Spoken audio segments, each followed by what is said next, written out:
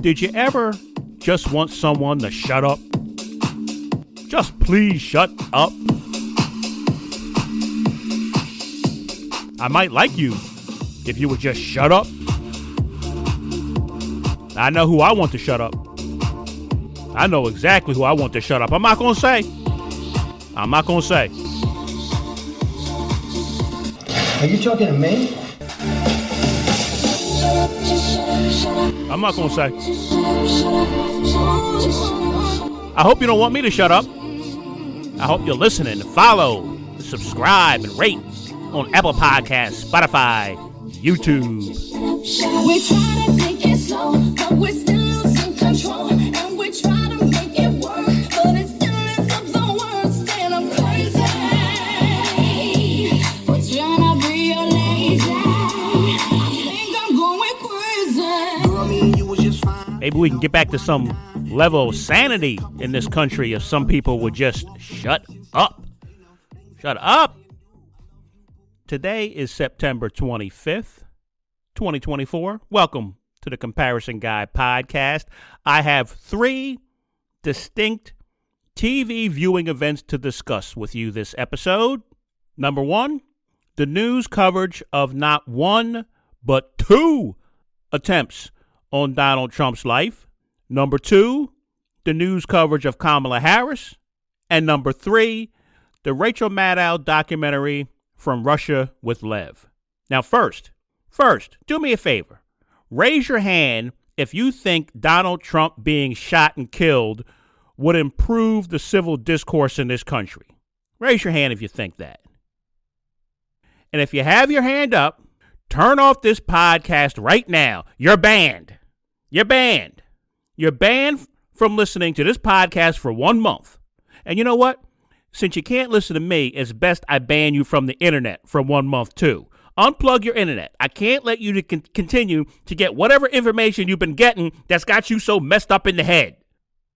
I have been and continue to be amazed at the people in the media and the politicians and the talking heads who seem convinced that the best reaction to attempts on Donald Trump's life is, don't change what we're saying about him. We can't have him getting elected. Oh, we can't have that happening because then everything would just go crazy. That's the same thing the 2 guys that wanted to shoot Donald Trump probably thought. That's the exact same thing they probably thought. That's why they felt like they needed to take him out. And they're nuts. Clearly they're nuts. Or one's nuts, one was nuts. He's dead now. But they're not right in the head for thinking that all we got to do is just take Donald Trump out and then everything will be okay. But the media's focus, some people, not everybody, some people on the left, Adam Kinzinger, number one guy, he wants to make sure he lets you know, do not change what you're saying about Donald Trump because of these assassination attempts. We must defeat him. Because I guess somehow defeating him is going to make everything okay. Kamala Harris will defeat him, and then he'll go away, and everything will be okay. And they think Kamala Harris can beat him if we just keep telling people the same thing over and over and over again. If we just keep saying the same thing about Donald Trump, he'll lose, and then he'll just disappear into dust, as I said before, like Thanos at the end of Avengers. He'll just fade away, and all his supporters will just fade away. The whole MAGA philosophy or movement will just fade away, and our democracy will be saved. This is what the nuts trying to kill him think. And you can sit there and say, oh, well, whatever, comparison guy. If he wins, it will be way worse. I'm not looking for less worse. Stop saying that. If I say to you, put that on a bumper sticker. Kamala, 2024, it could be way worse. That's a joke people have made in the past, and it was a joke. And people are now saying it seriously. They're saying it seriously. Hey, it could be way worse. Kamala 2024, it could be way worse. That's the slogan. They're saying that seriously. What we used to think was a joke to think that way. I got to start from the beginning. I got to calm down. I can't be this worked up 5 minutes in. Let me play a clip for you. That'll calm me down. Listen to this clip from over 8 years ago. Over 8 years ago, talking about Trump. Listen to this. Defend your use of those terms in the Post. Let's be clear. I was comparing the American people now to the German people in the 1930s. In both cases, this is a people characterized by incredible political division and economic insecurity. That's the critical point. We are vulnerable to being taken advantage of by a demagogue. I wasn't actually making a straight comparison between the two individuals. It was a comparison about the political situation and the political realities. But voting for Donald Trump is a little bit like trying to get your house in order, trying to clean up the house by burning down the house. And the reason I say that is because he's not committed to basic constitutional ideas. Remember, he proposed that we should go ahead and register Muslims. That's a violation of First Amendment, freedom of association, freedom of religion. Just yesterday, he proposed opening up libel laws to push back on press freedom. Again, violation of First Amendment freedoms. He has also, in his rallies, condoned roughing up protesters, wishing he could throw punches at protesters, said it was better in the good old days when people would have been carried out on stretchers. That's condoning unlawful violence. Those three things are anti-constitutional. So that's Michael Mercana's show on CNN from over 8 years ago, as I said. Some doctor, such and such, I forget her name, Danielle something, who wrote an op-ed for the Washington Post, and it's the same exact thing you hear today. It hasn't changed. It's the same exact thing you hear today. That hasn't worked. That has not worked for over 8 years. Donald Trump, comparison to Hitler, comparison to the Nazis, we're vulnerable to a demagogue, blah, blah, blah, get our house in order, but not with Donald Trump. We got to coalesce and make sure Donald Trump doesn't get elected because he said this and he did this and he said that. It's the same thing. The only thing that changes is what Donald Trump says, the crazy thing that falls out of his mouth every day. That's the only thing that changes. But it's the same thing over and over and over again for 8 years to stop Donald Trump, and they have not stopped Donald Trump. He is statistically tied with Kamala Harris 40 days from an election. It hasn't worked. What do they call that? What do they call that? When you do the same thing over and over and over again, expecting a different result. What do they call that? Oh, but they're not just insane. Oh, no, they're not just insane, comparison group. And I know a lot of people don't want to hear this. That's why you got to hear it, because you don't want to hear it. I'm trying to help. I'm trying to help. They're not just insane. I'm not going to say it. I'm not going to say it. I'll play it for you. Before I play it, let me reinforce this. For 8 years, we have dealt with the Trump effect. For over 8 years. And for 8 years, the strategy has been the same from people who are desperate to stop Donald Trump. The messaging is he's a Hitler, Nazi, fascist, wannabe dictator, wannabe threat to democracy, destroy America, all based on what Trump says. All based on what he says. Donald Trump said, oh, my goodness, fill in the blank. This guy is an existential threat because he said, oh, fill in the blank. Always something new and crazy. He always tops himself. Always tops himself. You always think you heard the craziest thing he could possibly say, and then he says something crazier. And after 2 planned assassination attempts that we know about, and a man being killed, people being injured at a rally, nothing changes. Nothing changes from Donald Trump. He's still just as crazy. And nothing changes from the people who want to stop him. They want to just keep on saying the same exact thing. There's one problem. There's one really, really big problem. And it's a problem I've been screaming about here for 3 years now. Something I've been trying to explain for 3 years. Listen to this. But there's nobody better than this guy at kicking the left in the balls and taking the provocation principle and turning it around on them. I want to give you just a quick example of how Trump is this guy is the monarch of turning this shit on its head and making the left look like complete absolute tools. Why? Because he understands that attention is a business, like I said yesterday, and the ability to provoke and kick your enemy in the ass, the ability to provoke your enemy and to get the desired response from them, that's a power, dude. That's the ability and the power to manipulate people. Play it again. Play it again for people. Because he understands that attention is a business, like I said yesterday, and the ability to provoke The ability to provoke your enemy and to get the desired response from them. That's a power, dude. That's the ability and the power to manipulate people. How much more do people need it spelled out for them? The ability to provoke a reaction. He calls it like it's a scientific thing. He called it the provocation principle. They've made it into a science. Conservative media, conservative politicians, Donald Trump, they have made it into a science. And they're telling you what they're doing. And the left falls for it every single time. They fall for it while they're telling you they're not going to fall for it. You think I'm lying? Listen to this. Kamala Harris, if Kamala, you said it was Nancy. It's Kamala. You're doing this on purpose, Congresswoman. Disrespectful. You can't expect people to respect your service if you don't respect and walked hers. that stage 25 years ago, she would have said it. She would have taken that achievement away from women.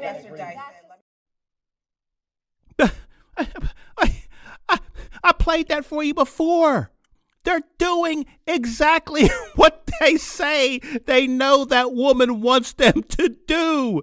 She purposely mispronounces Kamala Harris's name to provoke a reaction, and then they react and say, you're doing that on purpose to provoke this reaction that we're giving you.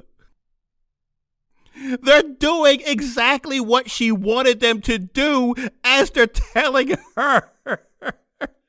This is what you want us to do. It doesn't make any sense. The left has been doing it for 8 years with Donald Trump. They just keep doing it. All over social media, they do it. They just keep posting one crazy statement after another from someone on the right whose mission in life is to get the left to post their crazy statements so that they can get attention, so that they can raise money, so they can add followers, so they can go back on their show and say, I'm being attacked by the left. Whatever it is they want, all they dream about is to get someone on the left to post their crazy statements. And the left sits there and says, we're not going to fall for the banana in the tailpipe. And then they post that crazy statement. And to add insult to injury, everybody on the left sits there and laughs at the crazy right and how stupid they are, as the right is playing them like a fiddle. They sit back and laugh at how stupid the right is. Now, with that being said, I have the argument all the time because people say, well, what are you trying to say? Are you trying to say Donald Trump is not all of those things? No, that's not what I'm trying to say. I think a lot of it is overblown and exaggerated for politics, for the sake of politics. But no, that's not what I'm saying. I'm saying a lot of times, I can't give you a percentage, but if I wanted to try to, I would say maybe 70% of what Donald Trump says in regards to politics, 70% of what he says is to provoke a desired reaction, to get attention. The problem is, I have no idea what the 70% is. Like if he says, I'm the greatest president for black people since Abraham Lincoln, I have no idea whether or not he truly thinks that or he's trying to provoke a reaction. I don't know. I think it's 70%, but I can't tell you what the 70% is. That's the problem. When he says, I'm going to round up all the illegal aliens in this country and get them out. No, he's not. When he talks about, the woman talked about him saying, oh, the good old days when people were carried out on a stretcher.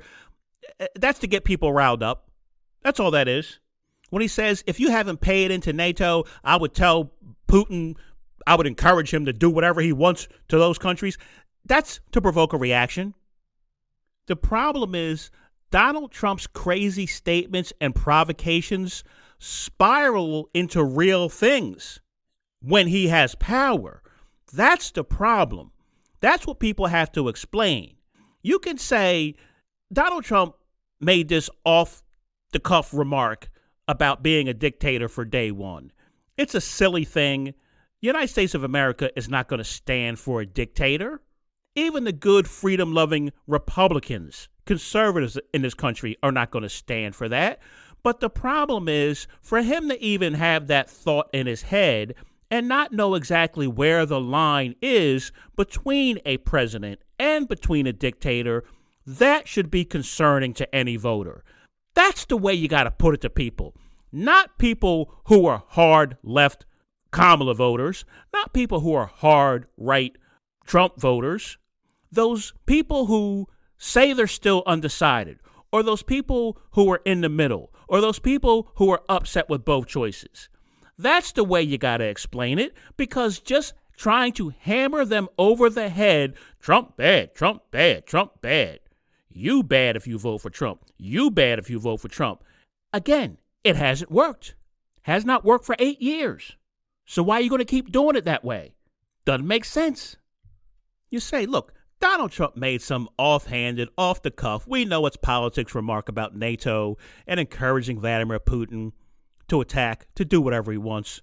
We know he doesn't really think that's possible, that Europe or the United States, our military, would allow such a thing. But he doesn't seem to understand.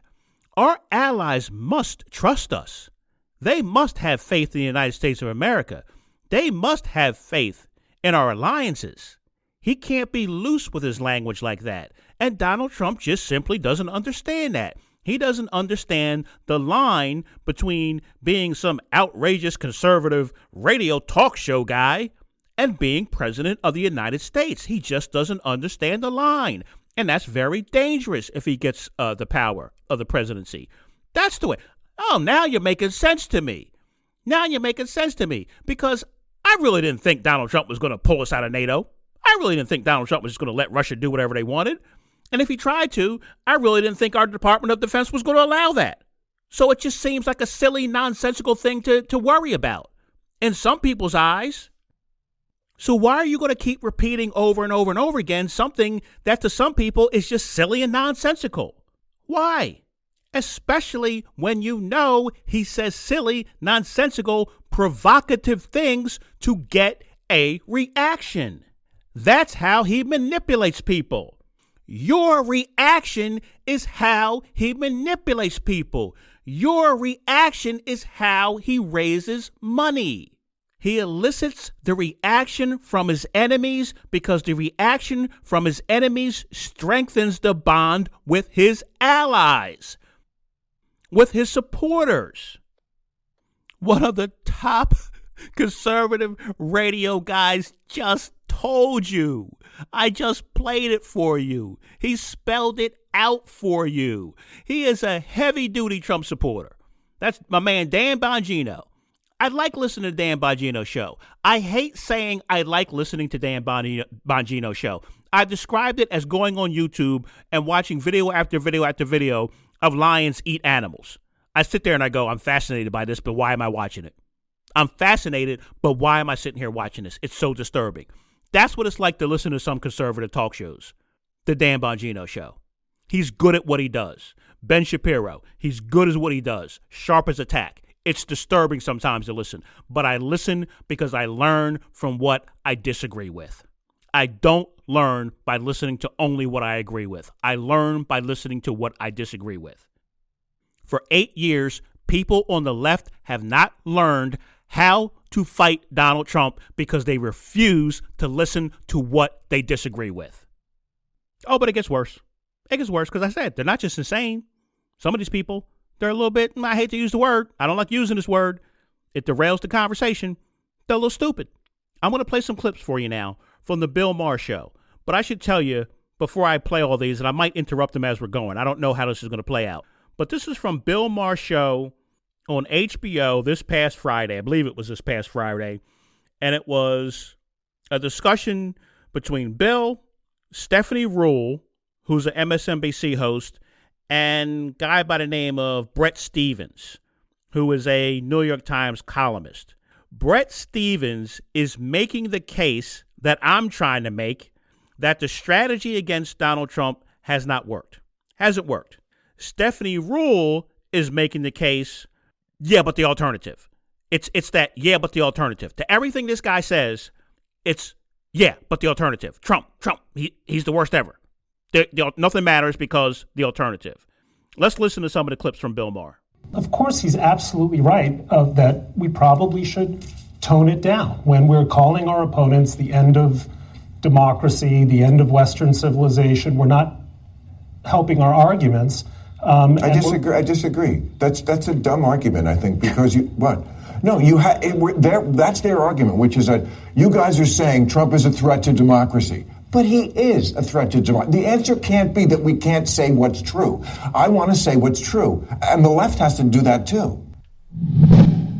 Guys like me were calling Trump a threat to democracy, and here we are. I don't think he was then. And that dog is not going to hunt. You have to say the case against Trump is that he's going to be a terrible president who's going to divide the country, that is going to accomplish absolutely nothing, that is going to embarrass us in front of the world, and is going to conduct a miserable foreign policy. But those are policy questions. You don't stop calling out the truth because people aren't listening, right? When Donald Trump tells lie after lie.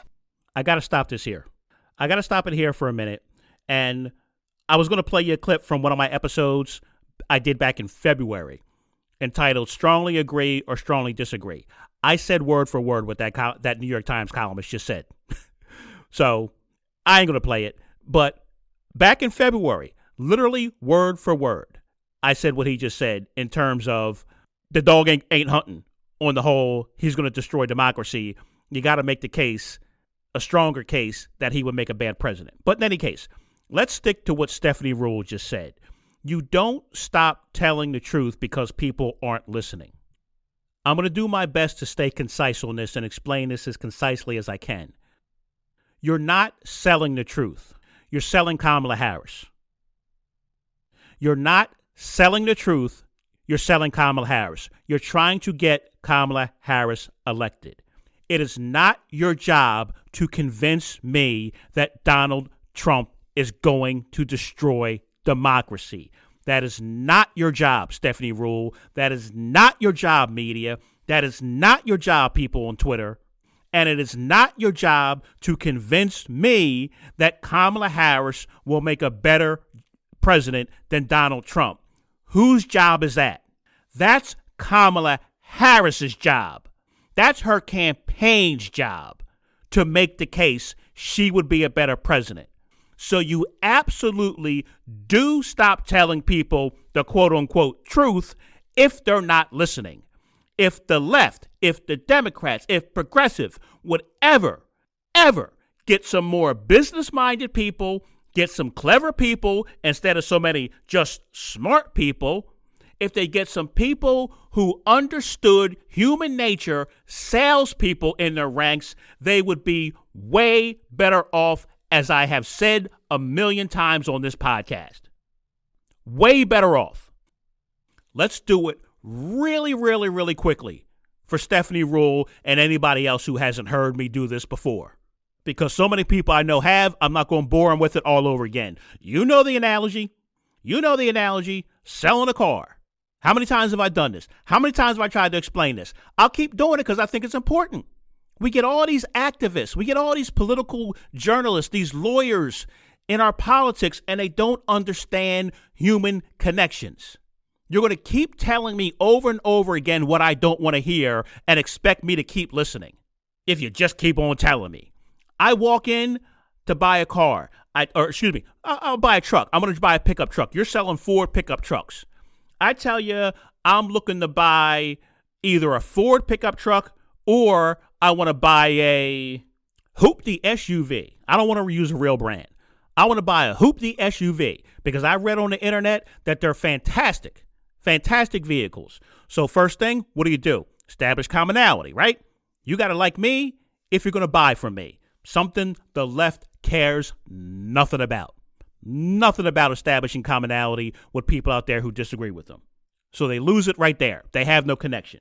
The next thing you do, don't insult me because I'm so stupid that I want to buy this Hoopty SUV. Don't do that. Make the case why your Ford pickup is better than the Hoopty SUV. But I'm not buying it. I'm not buying it. I'm undecided. You say the Ford, it's so much safer. We have an electric model now. Does the environment, is that a concern for you? Carbon emissions?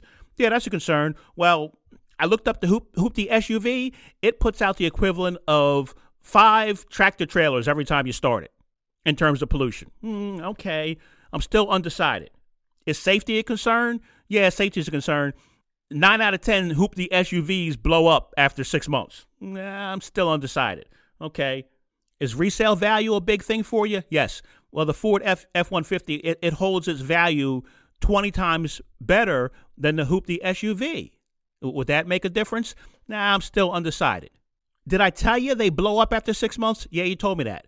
Can I tell you again they blow up after 6 months? Yes, you told me.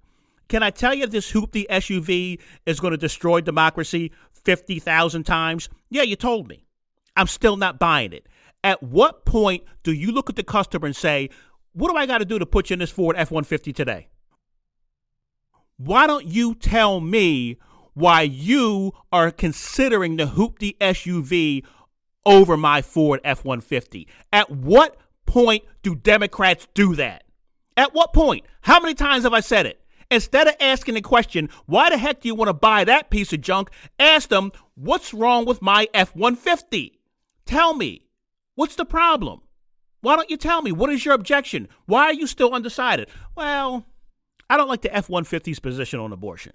Oh, okay. Is that a deal breaker for you? Yeah, I think it is. Oh, okay. Well, nothing we can do about that. I respect your honesty. Thanks for coming in.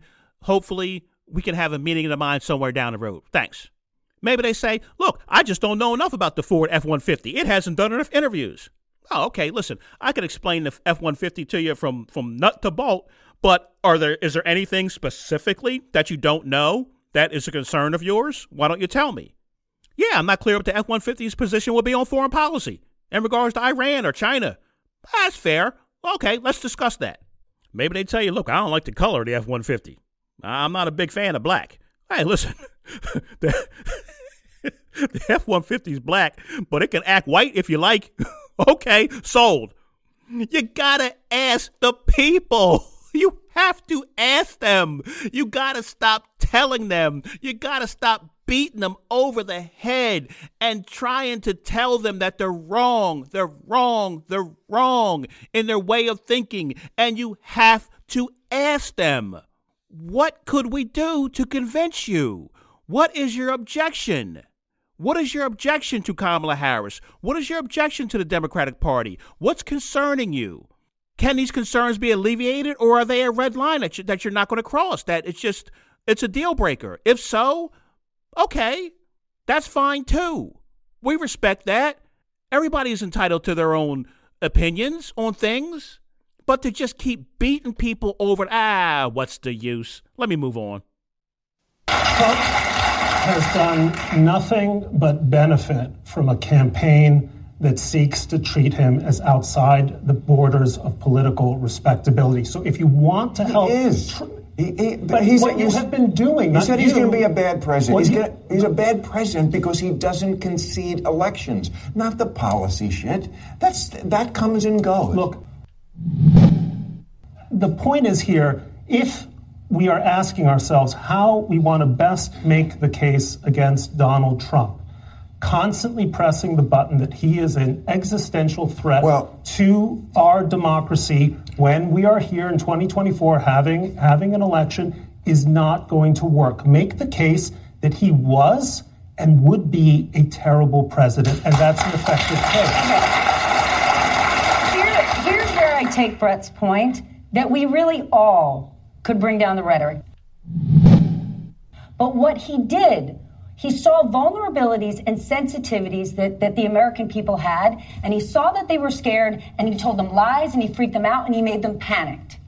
And what we need to do, or what Democrats need to do, is take a look at those vulnerabilities, right? Look at the immigration thing. In the last 2 weeks, all we're talking about is Donald Trump with the dogs and the cats in Springfield, Ohio. And we're saying that's absurd, and it's vile, and it's idiotic. However, there is something to talk about with an issue like immigration. With the country changing so rapidly, there are people in the country who are saying, The country's moving so fast because of technology, because of demographics. And instead of saying to those people, well, then you're old or stupid or you're xenophobic or you're racist, instead, see where they are, talk to them, and actually embody love thy neighbor. Because you know what? In Springfield, Ohio, it has changed dramatically. This is so important, and I almost edited it out. I didn't realize how important what she just said was until probably the third time I heard it. Because you hear Bill Maher in the background. Yeah, You'll get all sorts of agreement. The audience applause. I've heard it 50 million times from people on the left. 50 million times. They all get to the point where they sit there and they agree, yes, love thy neighbor, and we must talk with one another, and we must respect one another, and we must listen to one another, and people are worried, and people are afraid, and the country is changing, the country is becoming more diverse, and we have to not come down on people and tell them they just got to get with it and keep up with the changing times. And then the person says, I'm a Trump supporter. That's what they're missing. That's what they're always missing, because the audience always applauds their agreement. Yes, talk to one another, listen to one another, respect one another's views. But I'm a Trump supporter. Oh, well, then you're an idiot and I will have nothing to do with you. Yeah, but I'm worried about the changing times and the country becoming more diverse and the technology, and I feel like I'm being left behind, and I'm afraid, and I'm being lied to. Oh, well, let me talk to you. Let me respect your views. Love thy neighbor. I'm a Trump supporter. Oh, then I want nothing to do with you, and you're an idiot. That's the problem. It's not a problem with listening to one another and respecting one another's views and understanding that there's more that unites us than divides us. That's not the problem. The problem is when someone says, yeah, I'm a Trump supporter. Now respect me. People won't do it. Tell me how we get there.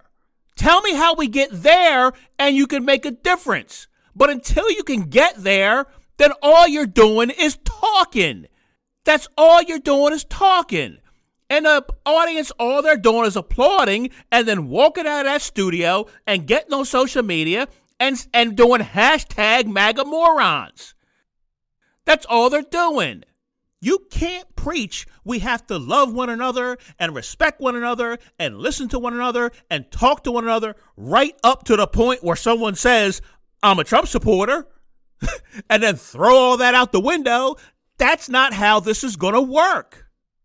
The way in which demagogues succeed historically is not by that they tell lies. Yes, they do tell lies, but they traffic in half-truths. And the problem that we've had in responding to Trump is that we listen to the lie, like people eating cats in Springfield, Ohio, but we don't listen to the part of the argument that contains an important seed of truth, which is that mass illegal migration has had huge and often negative consequences. And Trump's opponents have to come to grips with the parts of the message that are resonating with tens of millions of voters. Such an important point. Such an important point. I hope you understand what he's saying. And go back. I know you're not going to remember. It was so long ago, 20 minutes ago or so. That first clip I played of that woman talking about demagogue. Donald Trump is a demagogue, and he seized on vulnerabilities in the country. And this guy is saying, okay, yeah, but the reason why a demagogue succeeds in seizing on those vulnerabilities is not because they constantly lie. It's because the lies contain some truth. And that's what the people are seizing on. You could say it's a lie that Donald Trump won the last election against Joe Biden. And there are a lot of people out there who say, well, yeah, I'll say that Joe Biden won, but I ain't going to say it was fair. I ain't going to say it was a legitimate election. You're not going to get me to say that. Oh, no way. Never going to happen. If conservative media tells me that Democrats are bringing illegal aliens across the border to make them into citizens so they can vote, so they can take power in this country, I might think that's a lie, but I ain't going to think it's a total lie. I'm going to say they really are suspiciously bringing a whole lot of people, allowing a whole lot of people to cross the border. That might be how some people think.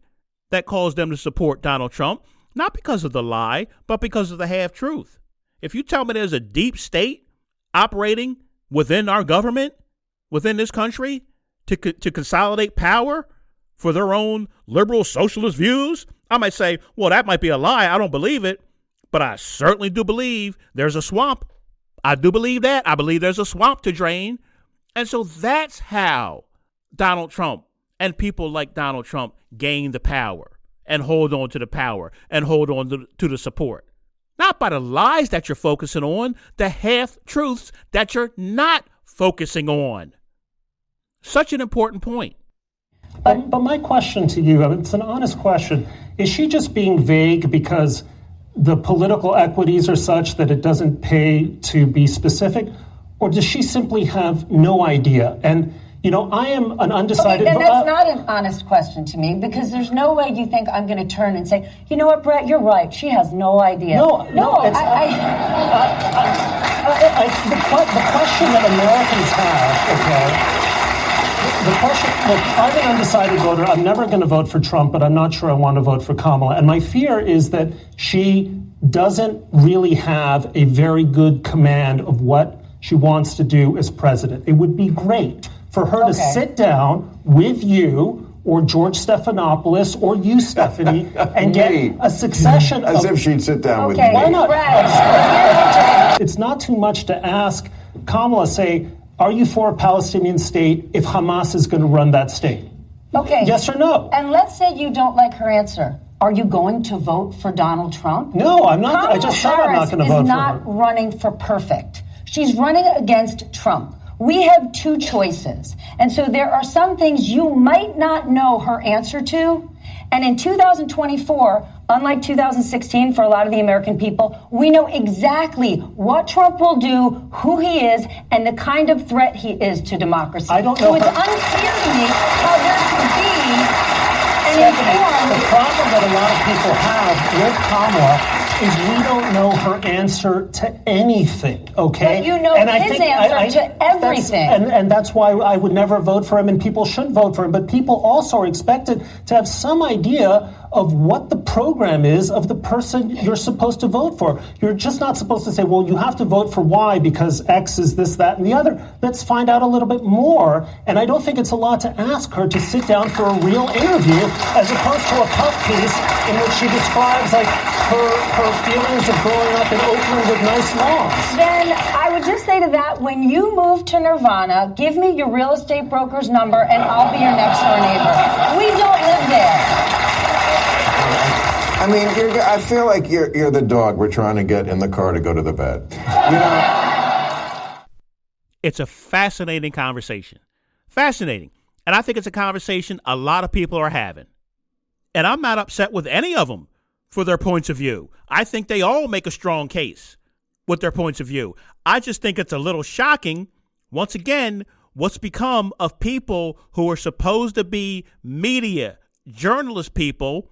Stephanie Rule sitting there saying it's nirvana, that it's some type of utopia or nirvana to expect a candidate for president of the freaking United States to sit down for a serious interview. That suddenly has become nirvana to her.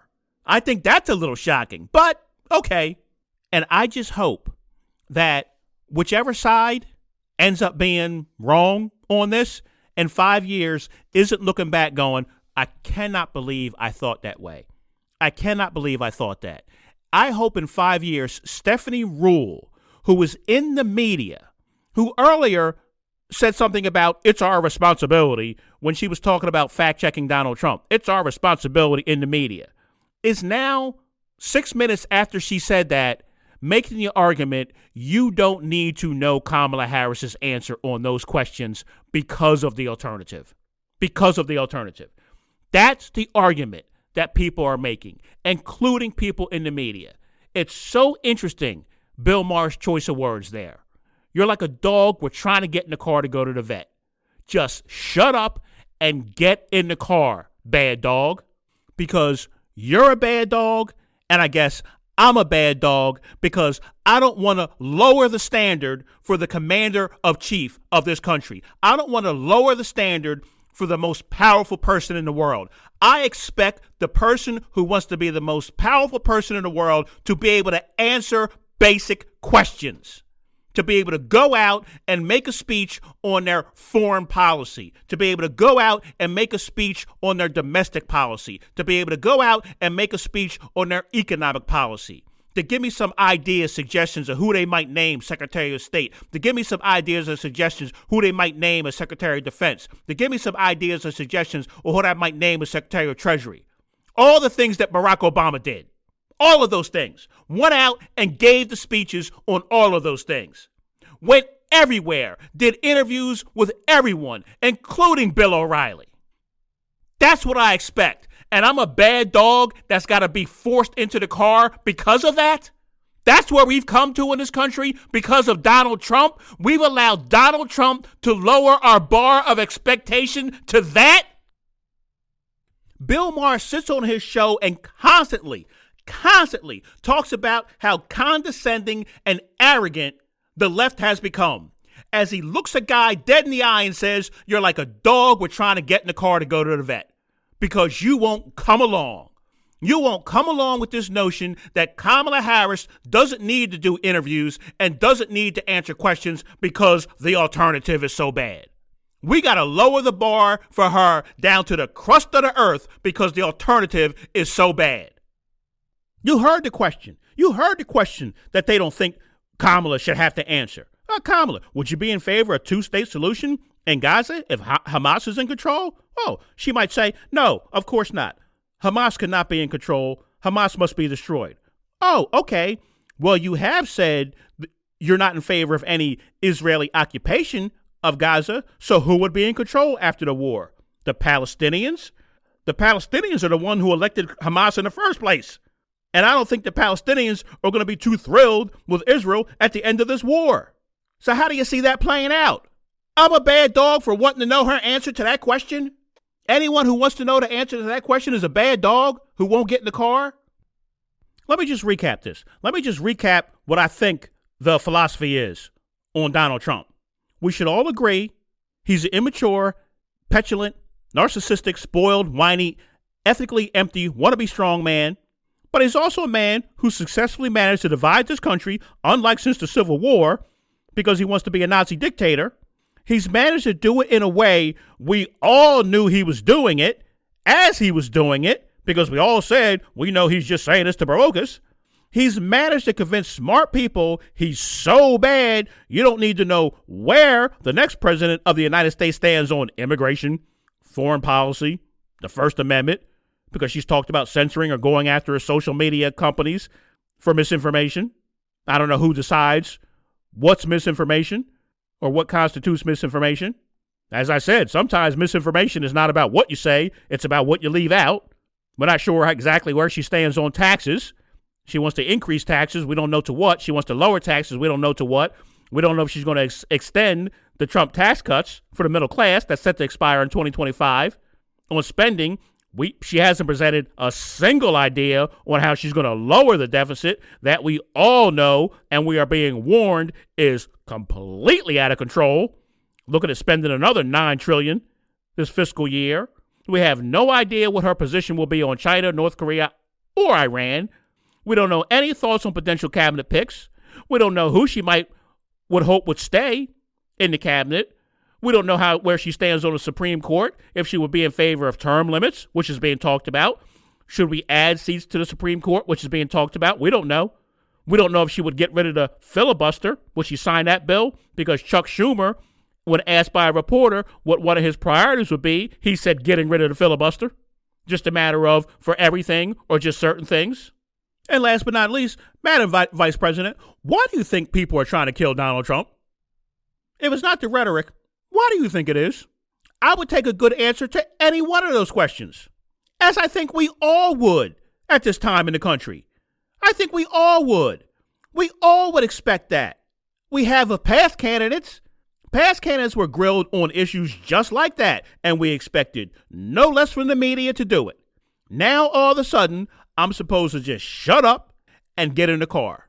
We're all supposed to just shut up and get in the car and not expect a single answer to a single one of those questions. Why? Because it's so important to defeat Donald Trump in the next election, because if we defeat Donald Trump in the next election, he's just going to go away. He's just going to go away. Last time I checked, Donald Trump hasn't been president since he lost in 2020.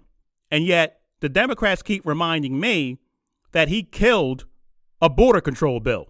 Donald Trump ain't been president for the last 4 years. And yet 80% of the media coverage over the last 4 years has had something to do with Donald Trump. Donald Trump has not been president for 4 years. And yet everyone on the left insists on telling me the Republican Party and MAGA is a cult led by Donald Trump. Interesting. It's almost like losing an election didn't change a single thing. Why would this one be different? Why would this one be different when you have millions of people out there seething with anger right now because their guy has had 2 attempts on his life with what they believe is suspect protection from the Secret Service? A media that out loud is saying, give her a pass. Give her a pass. She doesn't need to answer questions. That's the media. As I said, Stephanie Rule is in the media, but I've heard of her from several people. What's going to change when what people are being told is going to be a rigged election looks to them like a rigged election? What's going to change when that power keg blows apart? I'll tell you what's going to change. All those people who were saying bad dog, get in the car are going to sit back and say, man, I can't believe we didn't see this coming. I can't believe how stupid we were to think beating Donald Trump was going to make everything better. That's what's going to change. That's what Ryan Wesley Ruth thought. That's what Thomas Matthew Crooks thought. Getting rid of Donald Trump will make everything better. I call that crazy. I call it crazy. But I hope for the country's sake, I'm wrong. Now, why did you let me go on that long about that? Now I got to hurry up real quick and give you just some thoughts on this From Russia with Lev. It's a documentary, not a film. She's trying to make herself out to be a filmmaker. I don't consider it a film. It's a documentary that Rachel Maddow put together, showing on MSNBC, entitled From Russia with Lev. It's worth checking out. I believe it's worth checking out. I'm going to give you just some quick thoughts because time is running short here. Lev Parnas was one of the guys involved in the whole Ukraine scandal, for lack of a better word I can come up with right now, when they were trying to get the powers that be in Ukraine to open up an investigation into Joe Biden to hurt Joe Biden so that Donald Trump did not have to run against Joe Biden in the 2020 election. Lev Parnas was one of the guys that, through association, meeting this one, meeting that one, ended up in the fold with Rudy Giuliani and Trump and another guy, Igor something or other. Let me put it this way. Based on what I saw and what this guy said, if I'm a huge Taylor Swift fan and I meet Taylor Swift and Taylor, hi, I'm Taylor Swift. How are you? I'm so happy to meet you. My friends and I are going out to dinner. Would you like to go? Would I ever? Yes, Taylor. I would love to go out to dinner with you. I go out to dinner. We have a good time. I go, oh, my God. Taylor, she's so wonderful. Hey, listen, Taylor's looking for an assistant. Would you be interested in working for her? Oh, my God, yes. I would love to work for Taylor Swift. It would be a dream. Oh. And no, I start working for Taylor Swift. And after about a week, I step on the Taylor Swift private plane. She's in the back. She's on the phone. And I overhear a conversation. And she says, let me tell you something. You better keep my name out of your mouth. If I hear you mention me one more time, I'm going to have to be buying your mama that black dress. You understand me, Suge Knight? And I go, whoa, what was that all about, Taylor Swift? And then another week goes by, and Taylor comes to me, and she hands me a box. And she says, here, I need you to hold on to this box for me. I'll come get it from you when I need it. And I open up the box, and there's a whole bunch of handguns with black tape around the handles. I go, what the heck is this all about? And another week goes by. I get a phone call at 3 o'clock in the morning. It's Taylor Swift. She says, listen, I'm going to text you an address. I need you to come meet me right away. Bring a shovel. And so I show up, and there's a bunch of garbage bags, and sticking out of one of the garbage bags is a big orange afro. And I help Taylor go take and bury those garbage bags in the forest. And the next day, I hear Ice Spice is missing. At what point do I know I got myself mixed up in something I shouldn't be mixed up in? At what point do I realize that? As much as I love Taylor Swift, at what point do I realize that? In this documentary, it's all about Lev Parnas loving Donald Trump, thinking Donald Trump is the greatest thing since sliced bread, thinking he's doing the patriotic thing for America, all as he's committing crime after crime after crime, associating himself with some of the worst people on the planet. And at the end of it, he figures out, oh, I guess I was wrong. Even as his wife was saying throughout the whole thing, you know what you're doing is wrong, don't you? You know this is all going to end badly, don't you? You know these people are using you, don't you? When they're done with you, they're going to throw you away. Don't you get it? And that's exactly what happened. When the doo-doo hit the fan, Trump and Rudy, who apparently is a fall-down drunk, I didn't know that. Hey, don't sue me. I'm from the documentary. The man was a fall-down drunk. Trump and Rudy cut him loose quicker than you can say nuno mano ultra microscopics. I mean, they cut him loose. He's sitting in jail, and they're sending him, or Rudy sent him a postcard. Hey, look, maybe you'll just get 8 to 10 years. And so he came out with his story, and Rachel Maddow did the documentary. The only problem is he made himself out to be a little bit too naive. A little too naive. He knew what he was doing. He had to have known what he was doing. The other problem I have with it is they really made Hunter Biden look a little bit too much like a victim. Like he just got caught up and was a victim, that he didn't do anything wrong. And Hunter, they had a meeting at the end, which was very emotional, surprising ending. Thought it was good, where this guy and Hunter Biden met in a room, and he apologized for what he did to Hunter Biden, dragging his name through the mud. And Hunter Biden accepted the apology and kind of said, hey, we get a second chance. We both get a second chance. You know, I put myself in some bad situations, but they never explained that. They never went into detail in the documentary. And I know that's not what the documentary was supposed to be about, but at the same time, I would really like to know why Hunter Biden was on the board for Burisma. I would really like to have that question answered. I know why Shaquille O'Neal was on the board for Papa John's. It was publicity. So, and influence. So I want to know, Shaquille O'Neal didn't know nothing about pizza as far as I know. And Hunter Biden didn't know nothing about oil or natural gas or energy as far as I know. So if he was on the board of Burisma for influence peddling, just say so. Just say so. Say that's what was hoped, but it never happened. So to leave that part of the story out, to leave the part of the story about the laptop out, because the guy Lev, he said something about, and that's how Devin Booker got his laptop. And I'm like, whoa, wait a second here. I thought Hunter dropped the laptop out. So you have to watch it. I'm rushing through an explanation of it now, but once again, I would recommend it. It's a shame it's Rachel Maddow and it's MSNBC, because people are just going to totally dismiss it just because of that perspective. And so while I think there could have been a few more questions answered, I think it gave a lot of information and it was well done. So check it out, From Russia with Lev on MSNBC. Worth your time. That's it. I got to stop. It's too much. And I got so much more. It's a shame. I got so much more. I turned on 60 Minutes. I said, holy smokes, Joe Biden has made a 13-year-old girl the chair of the FTC, the Federal Trade Commission. They had this young girl on, this Lena Khan, on 60 Minutes, interviewing her. She's like a miniature AOC.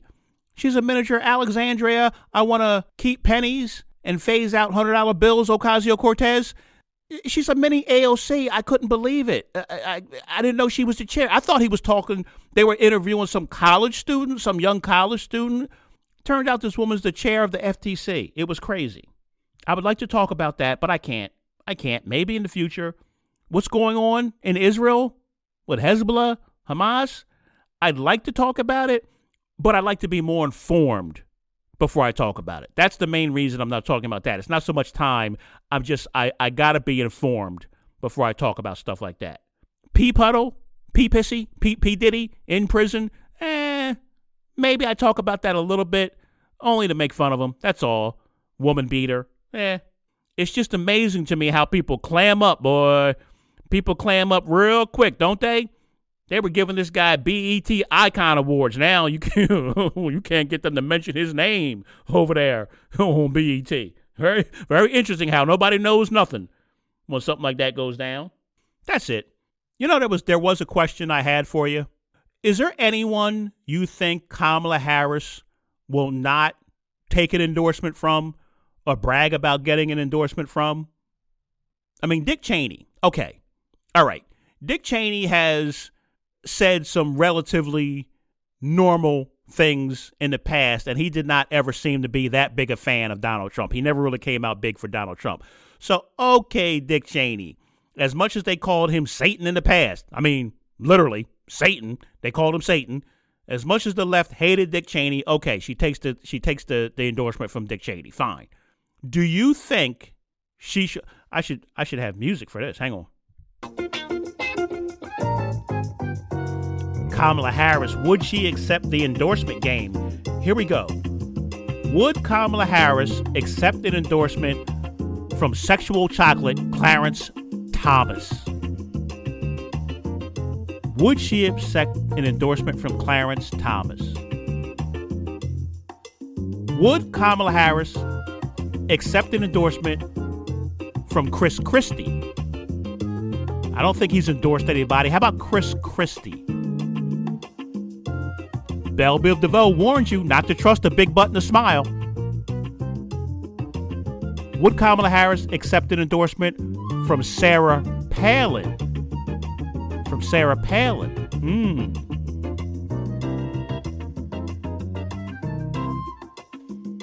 Would Kamala Harris accept an endorsement from Tucker Carlson? From Tucker Carlson.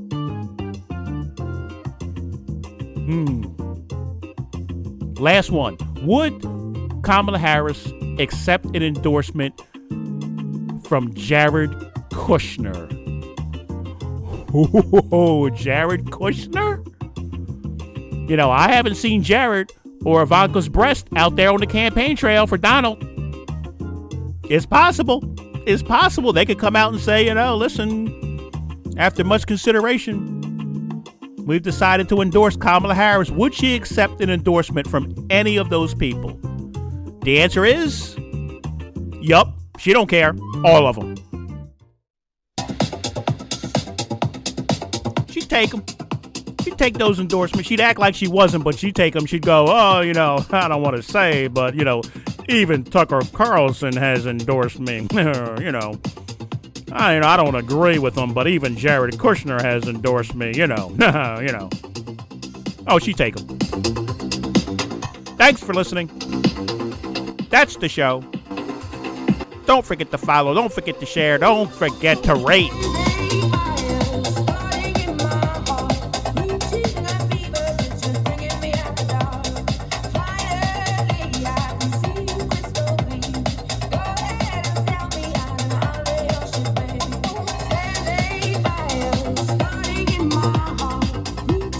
I appreciate the views on YouTube. I appreciate picking up a subscriber here or there on YouTube. Thank you so much. Thank you so much. It means a lot.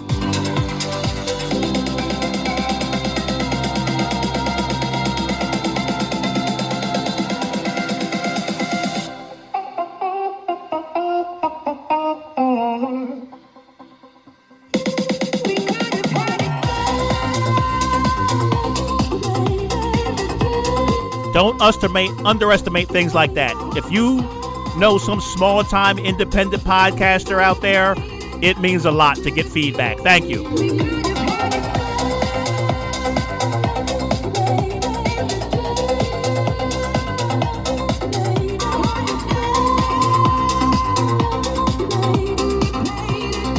Thanks a lot. Enjoy the rest of your week. I'll see you next time.